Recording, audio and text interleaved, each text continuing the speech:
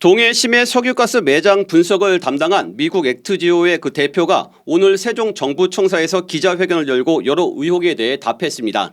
소규모 회사인데다가 회사 주소지가 일반 주택이라는 점 때문에 신뢰성에 대한 여러 의혹이 제기됐었는데 아브레우 대표가 어떤 답을 내놨을까요? 산업부 조태임 기자와 자세한 이야기 나눠보겠습니다. 조 기자 안녕하세요. 네, 안녕하세요. 네. 액트지오 회사와 관련해 1인 기업이다, 유령 회사다 여러 의혹이 제기됐는데 네. 오늘 아브레우 대표가 이에 대해서 어떻게 해명했나요? 네, 윤석열 대통령이 지난 월요일에 포항 영일만 일대 140억 배럴에 달하는 어마어마한 양의 석유가스 매장 가능성을 공개하면서 세계 최고 수준의 심해 기술 평가 전문 기업에 맡겨서 나온 결과다. 그곳이 액트지오라고 하면서 이제 이 회사에 대한 관심이 집중됐습니다. 네. 근데 이제 회사 정보를 검색해 보니까 회사 인원도 한 10명 미만의 소규모 회사고 또 회사 주소지도 휴스턴의 한 가정집으로 나오다 보니까 과연 믿을 만한 곳이냐 이런 의혹이 이제 제기됐던 건데요.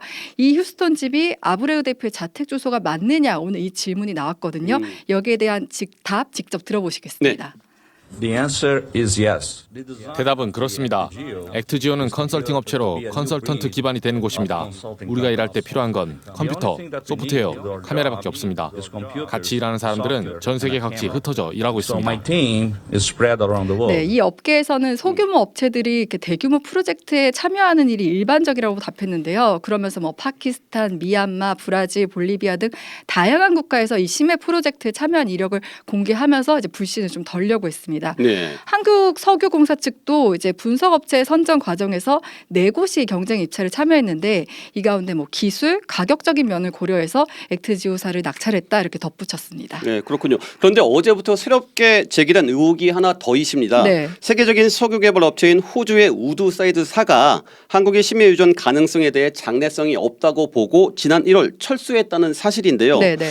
그렇다 보니 막대한 돈을 들여서 해도 되는 사업이 맞는지 의문이 들 수밖에 없어요. 네, 여기에 대해서 이제 석유공사 측이 답을 했는데 호주 우드사이드사가 판단한 자료와 그리고 액트지오가 판단한 자료가 서로 다르다는 거예요. 그 석유공사 측의 설명 직접 들어보시겠습니다. 대규모 수리를 해놓고 충분한 평가를 하지 못하고 이미 철수를 하겠다는 의사를 통보를 했는데요. 그 배경을 보면은 BHP사와 이미 그 합병 논의가 지속되고 있었던 것으로 이해를 되고요. 네, 그러니까 우드사이드사가 예정보다 일찍 철수를 하면서 충분히 심층 분석을 하지 못한 상태였다 이 설명입니다. 석유공사 측은 우드사이드사가 철수한 이후에도 여기에 대한 심해 유전 가능성이 높다고 보고 따로 대규모 3D 탐사를 했다고 하고요. 그 결과 울릉분지 전체 3D를 볼 수 있는 자료를 확보했고 이 자료를 액트지오사에 이제 의뢰를 했다는 겁니다. 이 부분에 대해서는 어떻게 보면 우드사이드사에 답을 드려야 저희가 확실하게 좀 그렇죠. 확인할 수 있는 부분인데 제가 어제 메일을 보내보게 됐는데 아직 답은 없는 상태입니다. 그렇군요. 근데 여기서 드는 가장 큰 궁금증은 과연 석유 가스 매장 가능성이 얼마나 있는 건가요? 그렇죠. 지금은 어쨌든 20%라고 얘기한 상태고요.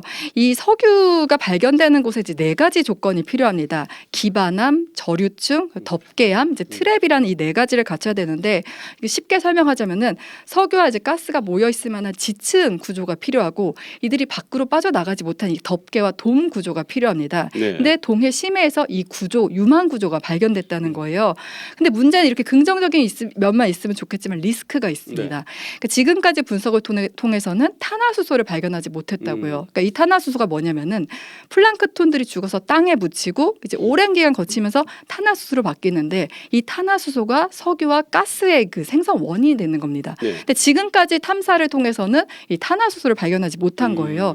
근데 탄화수소 부존 여부를 확인하는 방법은 지금으로선 시추밖에 없다고 합니다. 그리고 이제 발견 가능성으로 제시한 확률 20%에 대해서는 그래도 양호한 편이라고 오늘도 이제 설명을 했는데요.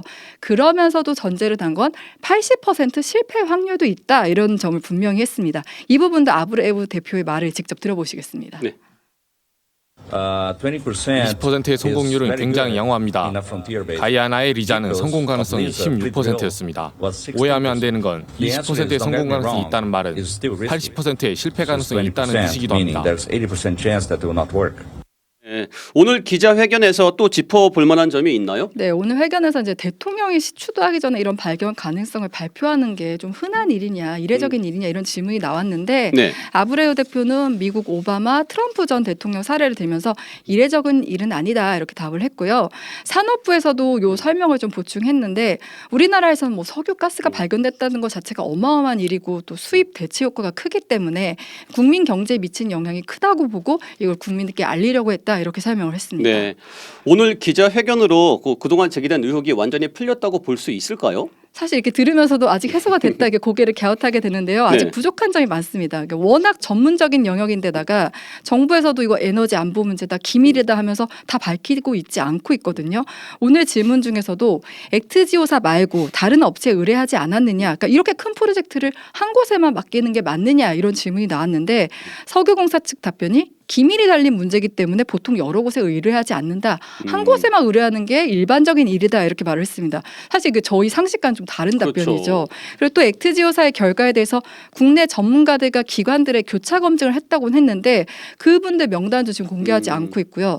또 각 회사마다 사정은 다르겠지만 우드사이드사가 왜 포기하고 나갔는지 경제성이 있었다면 계속 했을 텐데 왜 네. 나갔는지에 대한 설명도 좀 필요하다고 생각이 듭니다. 정치권으로까지 논란이 확장되는 모습인데 더불어민주당은 아브레우 대표 기자 간담회 이후에 신뢰성 논란이 끊기지 않고 있다면서 그동안의 논의 과정을 공개해야 한다 이렇게 주장하고 있습니다. 네. 수고하셨습니다. 지금까지 산업부 조태임 기자였습니다.